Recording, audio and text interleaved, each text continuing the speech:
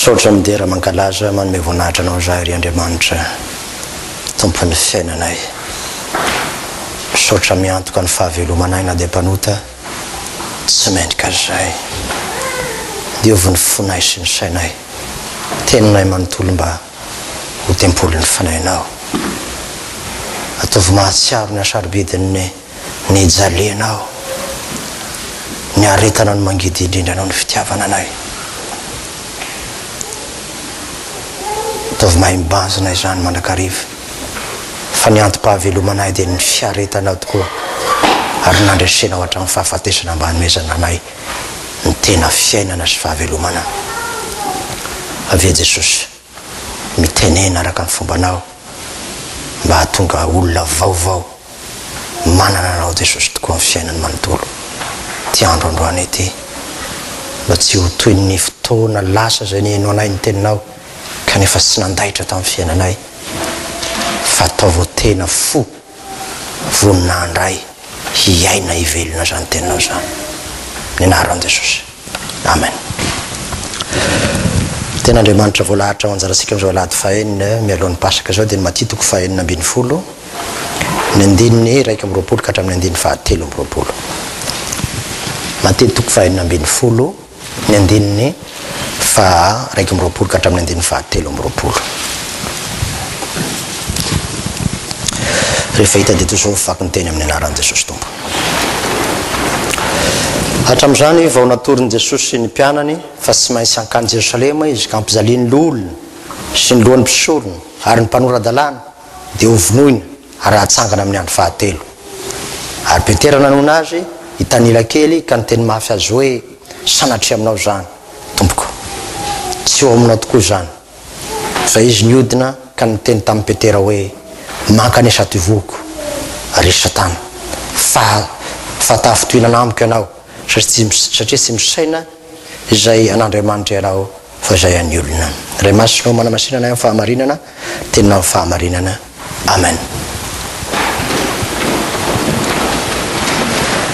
Ry fiangonana malala ho aminao rehetra ny fahasoavana sy ny fiadanana avy amin'Andriamanitra raisika sy Jesosy Kristy Tompo. Amen. Tsy maintsy hampijaliana Jesosy ho faty ary hitsangana amin'ny andro 7. Io no afatra ampitainy Jesosy amin'ity alahady ity ho antsika. Ampijaliana izy ho faty izy ary hitsangana amin'ny andro 7 izy. Zany no atao hoe loharano ny fivavahana kristianina marina. Ary ny finoana amin'ny olona amin'izany zavatra anankitelo zany natao hoe finoana marina sy finoana velona. Fa ivelan'izany dia finoana pokaty, finoana maty. Araka zany dia tian'i Jesosy apetraka mazava tsara amin'izao ten'Andriamanitra zao iorina ao anatin'ny mpianany fa izy ny antom-pahatongava dia ny hizaly sy ho faty ary hitsangana amin'ny maty. Io no mission Jesosy tety an-tany zay fitinina amin'ireo zavatra anankitelo ireo: hijaly, ho faty, hitsangana amin'ny maty. Ary na iza te hanaraka an' Jesosy dia tsy maintsy miorina amin'ireo zavatra telo ireo ny finoana.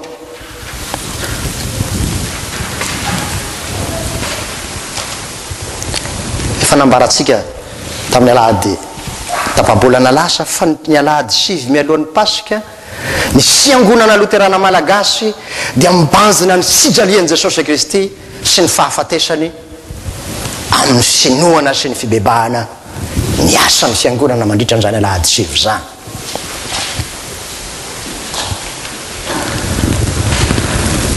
Ny zany indrindra ny nametrahany ny fiangonana izao texte naperikopanjaratsika zao zay nametrahany Jesosy mazava tamin'ny mpianany hoe tsy maintsy hampijaliany olona izy ny mpisorona ny mpanolora-dalàna ho vonoiny ho faty ary hitsangana tamin'ny maty. Nahoana no ampijaliana Jesosy? Ny mpandinika ny soratra masina dia mahita ny atao hoe teolojia ny azo fijaliana na teologie de la croix amin'ny fiainany Jesosy manontolo fizaliana hatramy voalohany ka hatramy farany.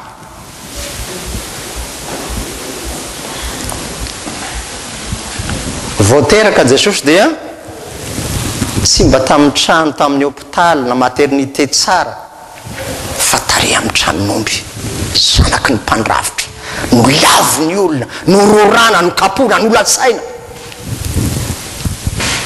Ary Jesosy tena ny azy dia milaza hoe tsy nisy izay nametrahany lohany. Raha vao resaina ny fampijaliana na ny fijalian'i Jesosy dia manambara ihany koa ny fanetretena lalina nananan'izany. Araka ny vakiteny ny vakisika teo dia hoe nofohanany ny tenany, niaritra tamin'ny nofo izy, raiso fiadenareo koa zany.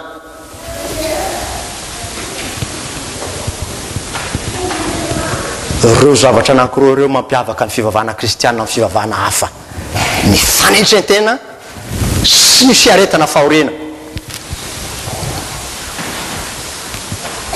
Misy fiangonana izay milaza hoe raha tonga amin'ny fiangonana iato ianao dia tsy misy problème intsony. Tonga avato anao fa vavahada olo problème anao. Madagasikara moa ny tena besaka petaka amin'ny rindrina mihitsy amin'ny arabe naiza naiza. Atao hoe fiangonana winners, mpandresy mandrakariva.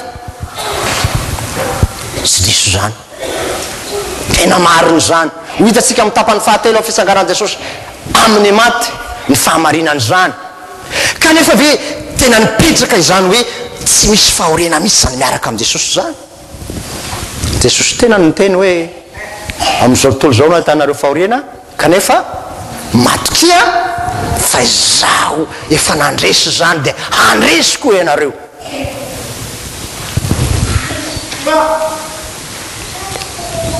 Izay olona miorina amin'ny fivavahana kristianina marina dia olona miaritra amin'ny fahoriana sady maharitra amin'ny fiaretana ary miaina amin'ny fanetretena. Reo ny base, reo ny fototry ny fivavahana kristiana izay tsy manana an'izany ka te hiadanadana ihany ary tsy miaritra ny fahoriana sy ny ady samihafa dia lazaiko anao fa tsy haharitra hatramin'ny farany izy. Azany mahatonga ny soratra masina hoe izay maharitra hatramin'ny farany no vonjena. Misy ady ao. Nanomboka amin'ny Jesosy nefa zany ady zany. Hampijaliana Jesosy. Inona ny dikany nampijaliana an Jesosy? Ny fahatelo amby 20 dia manazava mazava tsara ny antony zany. Ny andininy faefatra izay ilazany ny tompo hoe nitondra ny eretritsika izy, ny vesatra ny fahoriantsika izy, ny fahoriana no nentiny teo amin'io azy fijaliana io. Azany natao ialahady ny pasiona, mahatsiaro ianao fa ny adinao rehetra, ny fahorianao, ny aretinao, ny problemanao manontolo, zany ny aretaneo fa tsy hafa. Azany no anasan'ny fiangonana ny tena kristianina marina ao anatin'izany hoe miandry ny atongavan'ny Paska zany, asaina mitodika amin'ny azo fijaliana ianao.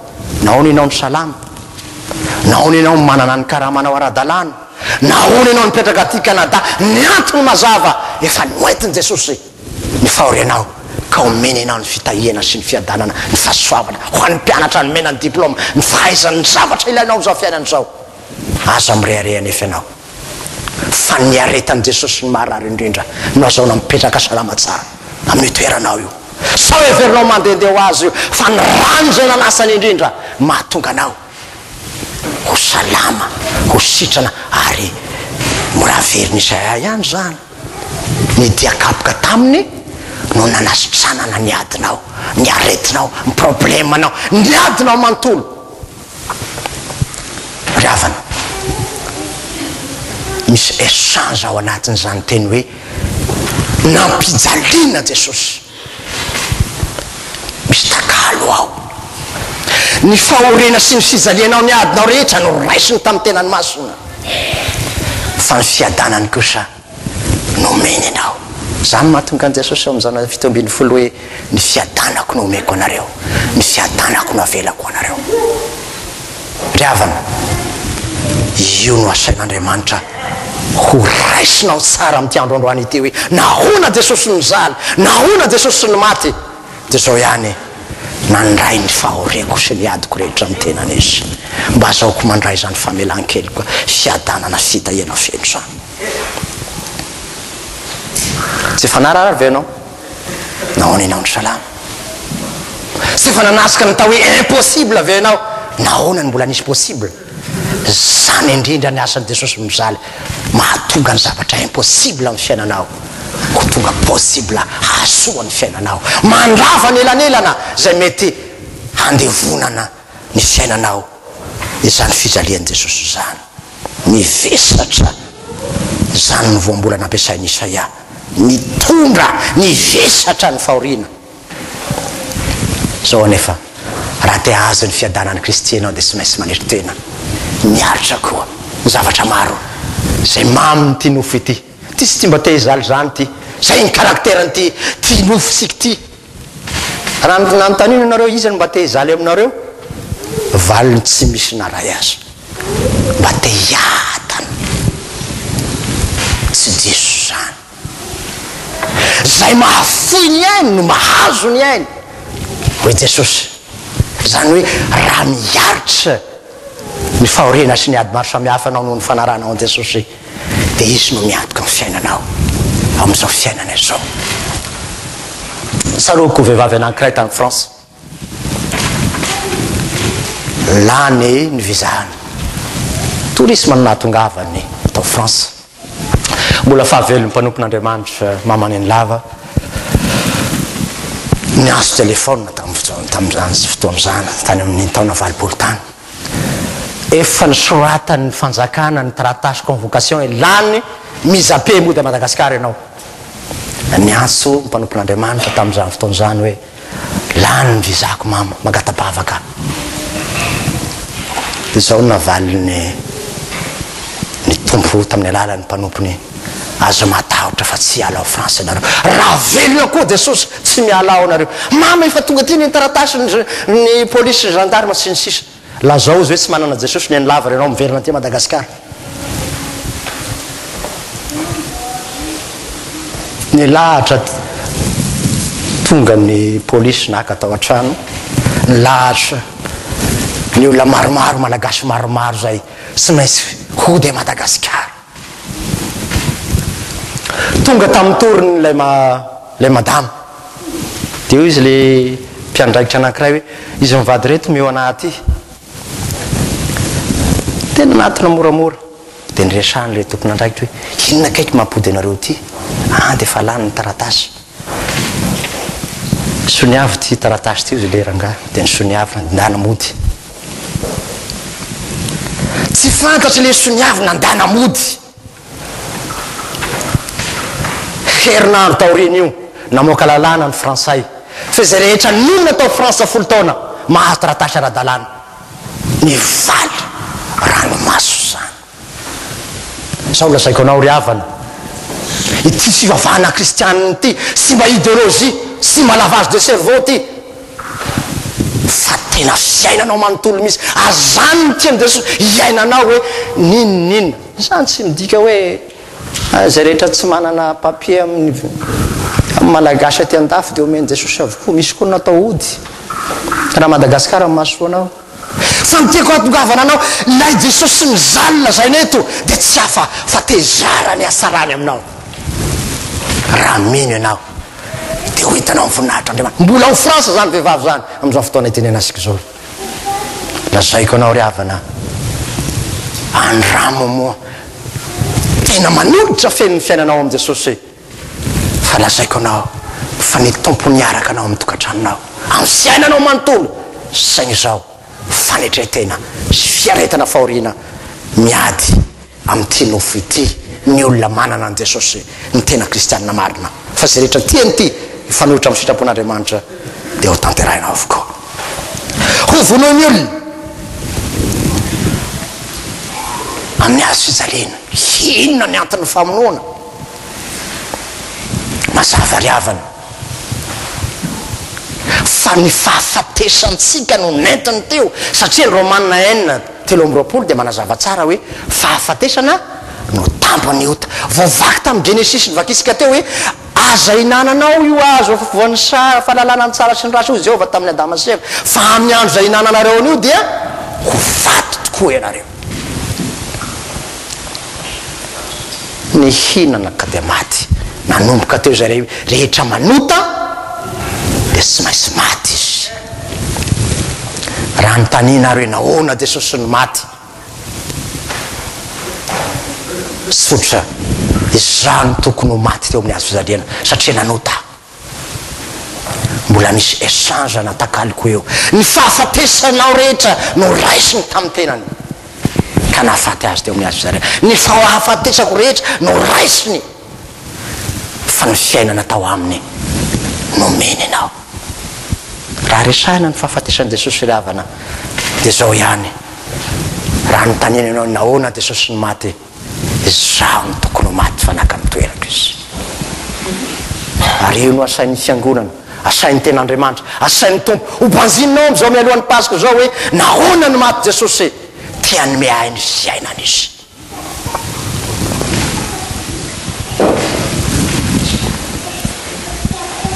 Nandre zany Petera dia hoy izay sanatria aminao zany kitika ny teniny mafy an' Jesosy. Normal ihany réaction de Petera satria efa hitany nanangana ny Lazarosy tamin'ny maty ve dia ho faty moramora fosiny amin'izao. Ary Petera dia niezaka niaro an' Jesosy tamin'ny heriny manontolo ary nitondra sabatra misy azy ho garde corps n' Jesosy. Raha tonga ny miaramila sambotra an' Jesosy dia tena nitanterahany tokoa fa naka sabatra izy ta.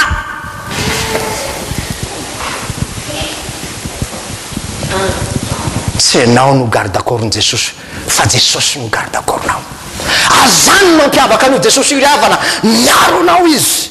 Azany natao nolazain'ny Salamo 3:20 Jehova ny mpiandry ahy tsy anany zava-mahory ahy ka na dia andeha amaky ngoasaliko ny fahafatesa raha zaho dia tsy atahotra ny loha zaho satria anao no amiko ny solakazonao sy ny tenao ireo no mahafatahotra ahy. Azany no ambaran'i Jesosy aminao hoe aza matahotra fa indreo zaho momba nareo mandrakariva mara-pahatonga ny fahataperan'izao tontolo zao. Raha tokony ho accident te angenao nakaty tamin'ny tomobile ao tanao angano tomobile nanjary teo to dia varina ianao amin'io feu io fa zao ry havana na diny ray minitra sy ny ray seconde amin'ny fiainanao satria tahaka ny anak'Andriamasiny Jehova Andriamanitra ianao miaro anao ny tompo. Azany ny vavahanao amin'izay rehetra ataonao mba hiaraka aminao ny tompo satria zao ny zavatra tsarovy fa ny dévolé tsy faly mahitanao mizoro aty an-dafy. Ny tiany dia zao hoe mba harao ifanao ny Québécois amin'izao fotaona zao mba haria amin'ny fery mipetrahan'ny pataloha. Zany lamaody amin'izao fotaona zao fa zay manana ny Kristy na inona mandalo aty an-dafy sy mamiratra hitako ny lalatsara ka izolako dia Jesosy Kristy azoko ny famonjena tsy miala amin'izany aho mandra-pahatapitra ny fofonaiko. Jesosy maty sy nyle fonina sy naisana fitafiana ve aza mitady olo-kafa nanao an'izany fa ianao za nanao an'izany. Azany tsy tokony hampanotantsika fa izay rehetra milalaota dia mbola manendaka indray ny fitafian'i Jesosy na amin'ny teninao zany fahotanao zany na amin'ny masonao zany fahotanao zany na ao amponao tsisy mahita zany fahotanao zany izany nandefonana an' Jesosy ialao zany. Atao sy efa matiny amin'io tahoana no mbola velona amin'izany ota zany ray hoy tenin'ny soratra masina zay anasan'ny tomponao ry havana. Dia zao ihany mbola miantso Jesosy mitady ny fahotana sy ny faratsenao hoentiny ho levoniny amin'ny tenany masina. Avia tsy mitanisy fahadisoanao azay koa mampiavaka an'ity fivavahana kristianina ity ao anatin'ny fahotanao sy ny faratsenao indrindra eonao zay tsy mendrika io indrindra izaho zay ratsy sy maimbo eo indrindra io no asainy ko sasany tsy ho dioviny amin'ny ranomasina zay alasany. Zany ange fahoriana zay nentin'i Jesosy honao zay mpandray ny fanasan'ny tompo ny dikany rano Jesosy zay omenanao androany handraisanao ny fiainana avy aminy eo Jesosy ny manao échange aminao indro ny fiainako, ny fahavelomako, ny fandreseko, ny fahasarako sy ny lanitra manontolo misy aza homeko anao zany. Fa meonahako ty kosa ny fahotanao rehetra, ny fahalemenao rehetra, ny faharatseanao rehetra, ny adinao rehetra, asainy zany, aza fikirina, aza fikirina zany adinao zany. Fa ho am'izany nahatongavan'i Jesosy tety an-tany. Azany ny tenenany mafy ny Petera hoe tsy misaina zay amin'ny olona ianao. Ampiteneniny Satana Petera. Hay apôstôly lehibe tahaka an'io mba ampiteneniny Satana ihany ndraindray. Ary ianao koa mila mitandrina amin'ny fiainanao. Anao dia venao hoe marina ty lazaiko tyka dia ataoko ery amin'ny tapotrano ny tenenako an'ity zavatra ty satria marina. Aza manaika ampiteneniny Satana mivavana dia mpanompon'Andriamanitra lehibe tahaka ny Petera aza.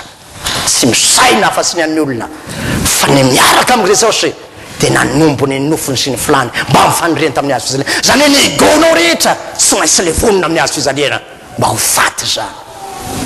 Io no mampiavaka natao hoe théologie de la croix.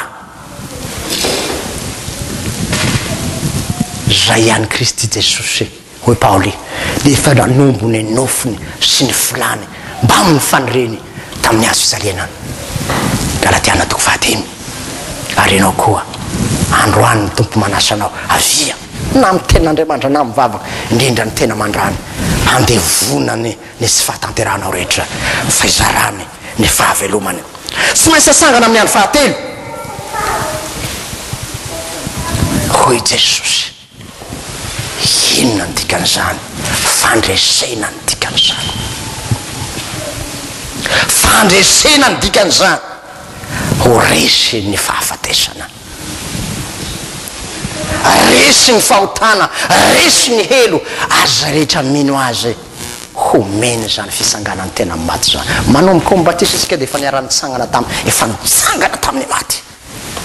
Ny fikendren'ny tompo dia zao hanangana anao amin'ny maty teny amin'izao fiainana izao.